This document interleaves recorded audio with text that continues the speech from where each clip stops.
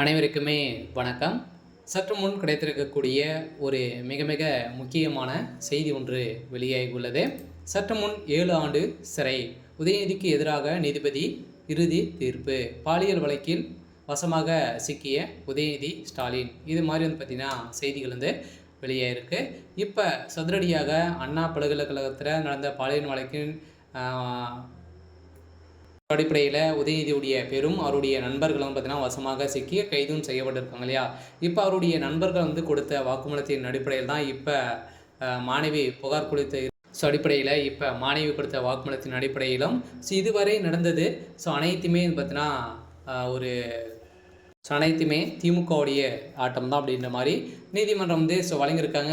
இதன் அடிப்படையில் இப்போ பாலியல் வழக்கின் அடிப்படையில் உதயநிதிக்கு எதிராக இப்போ பார்த்தீங்கன்னா அவருடைய நண்பர்கள் சிக்கியிருக்காங்களே, அவர் கொடுத்த வாக்குமூலத்தின் அடிப்படையில் இப்போ நீதிமன்றம் பாலியல் வழக்கில் இறுதி தீர்ப்பு வழங்கியிருக்காங்க. அந்த சார் யார் அப்படின்ற மாதிரி ஒரு பெரிய கேள்விக்குறியாகவே இருந்திருந்த நிலையில் இப்போ தமிழகத்தில் பெரும் பரபரப்பை ஏற்படுத்தியிருக்கு. இதை பற்றி இந்த வீடியோவில் நம்ம முழுமையாக பார்க்கலாம். அதுக்கு முன்னாடி நம்ம சேனலுக்கு இப்போ தான் நீங்கள் முதல் முறையாக வந்திருக்கீங்க அப்படின்னா மறக்காமல் நம்மளுடைய சேனலை சப்ஸ்கிரைப் பண்ணி சப்போர்ட் பண்ணுங்கள்.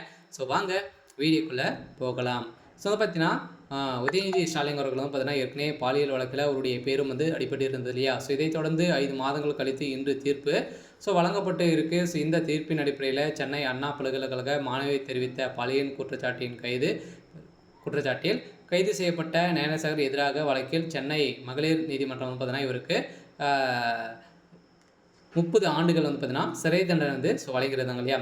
இதை தொடர்ந்து பார்த்தீங்கன்னா வருகின்ற ஏற்கனவே டிசம்பர் 24ஆம் தேதி புகார் சொல்லித்திருந்து. இந்த புகாரின் அடிப்படையில் இவருக்கு வழங்கிய தீர்ப்பின் அடிப்படையில் இப்போ உதயநிதி ஸ்டாலின் அவர்களுக்கும் இதில் தொடர்பு இருக்குது அப்படின்ற மாதிரி தான் இப்போ தகவல் வெளியிருக்கு. இந்த தகவலின் அடிப்படையில் பார்த்தீங்கன்னா காவல்துறை விசாரணையை சிபிஐக்கு மாற்ற வேண்டும் என கோரி தொடர்ந்து வழக்கை விசாரித்து வந்த சென்னை உயர்நீதிமன்றம் கடந்த டிசம்பர் 28ஆம் தேதி பெண் மற்றும் ஐபிஎஸ் அதிகாரி அடங்கிய சிறப்பு புலனாய்வு குழு விசாரணைக்கு மாற்றி அமைக்கப்பட்டது. இந்த விசாரணை அடிப்படையில் இப்போ அதிரடியாக பார்த்தீங்கன்னா உதயநிதியுடைய நண்பர்கள் கொடுத்த வாக்குமூலத்தின் அடிப்படையில் இப்போ சதுரடியாக ஞானசார் அவர்களுக்கும் 30 ஆண்டுகள் மகளிர் ஆணையம் வழங்கியிருக்காங்க. இதை தொடர்ந்து உதயநிதி ஸ்டாலின் அவர்களுக்கும் 7 ஆண்டுகள் சிறை தண்டனை விதிக்கப்படுறதாகவும் தகுந்த ஆதாரங்களும் பார்த்தீங்கன்னா சிக்கியிருக்கு இல்லையா.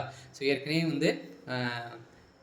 உதயநிதி ஸ்டாலினுக்கு எதிராகவும் பார்த்தீங்கன்னா நிறைய வீடியோக்களாலும் பார்த்தீங்கன்னா வீடியோ இருந்துச்சு. இந்த வீடியோக்கின் அடிப்படையிலும் அதே மாதிரி அவருடைய நண்பர்கள் கொடுத்த வாக்குமூலத்தின் அடிப்படையிலும் உதயநிதி ஸ்டாலின் அவர்களுக்கு எதிராக நீதிபதி தீர்ப்பு வழங்க போகிறாங்க. இந்த தீர்ப்பின் அடிப்படையில் உதயநிதியுடைய கதை ஒட்டுமொத்தமாக முடிய போகுது. சரி, ஓகே. இன்றைக்கான அப்டேட் இதுதான். மறக்காமல் நம்மளுடைய சேனலை சப்ஸ்கிரைப் பண்ணி சப்போர்ட் பண்ணுங்கள். தேங்க்யூ.